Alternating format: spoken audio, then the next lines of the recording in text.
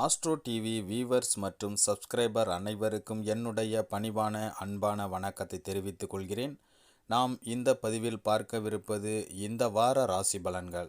ஜோதிடத்தை பற்றி நீங்கள் முழுவதுமாக தெரிந்து கொள்ளணும் அப்படின்னு நீங்கள் நினச்சிங்கன்னா நம்ம சேனலை சப்ஸ்கிரைப் பண்ணி வச்சுக்கோங்க. அப்போ தான் நான் போடுற இது போன்ற ஜோதிட பதிவுகள் உங்களுக்கு உடனே வந்து சேரும். மார்ச் மாதத்தின் 3வது வாரத்தில் திருக்கணித பஞ்சாங்கப்படி நவகிரகங்களின் சஞ்சாரத்தை பார்த்தால் சூரியன் மீன ராசியில் அமர்ந்திருக்கிறார். செவ்வாய் கும்ப வீட்டில் அமர்ந்திருக்கிறார். புதன் மீன ராசியில் சஞ்சரிக்கிறார். மேஷத்தில் குரு சஞ்சரிக்கிறார். சுக்கிரன் கும்ப ராசியில் பயணிக்கிறார். கும்பத்தில் சனி, மீனத்தில் ராகு, கன்னியில் கேது என கிரகங்கள் சஞ்சரிக்கின்றன. இந்த வாரத்தில் வேறு கிரக மாற்றம் எதுவும் இல்லை. சந்திரன் இந்த வாரம் ரிஷபம், மிதுனம், கடகம் ஆகிய ராசிகளில் பயணம் செய்கிறார்.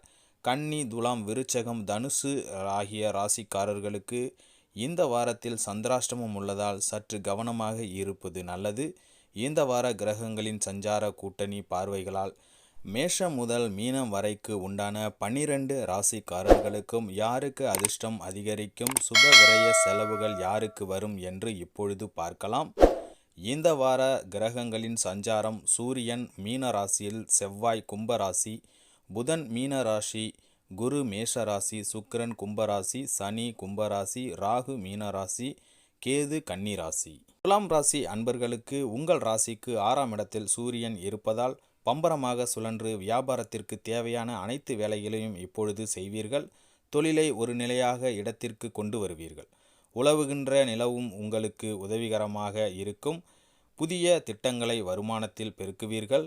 செவ்வாய் 5ஆம் இடத்தில் இருப்பதால் திருமண வாய்ப்புகள் இப்பொழுது கைகூடி வரும். கணவன் மனைவிக்கு இடையே கருத்து வேறுபாடுகள் மறையும். புதன் 6ஆம் வீட்டில் இருப்பதால் நீங்கள் நினைத்த காரியத்தை பிடிவாதமாக நிறைவேற்றி பார்ப்பீர்கள்.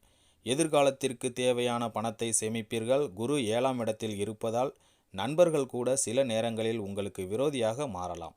நிதானமாகவும் புத்திசாலித்தனமாகவும் இருப்பது நல்லது. புதிய நண்பர்களிடம் எச்சரிக்கையாக பழகுங்கள்.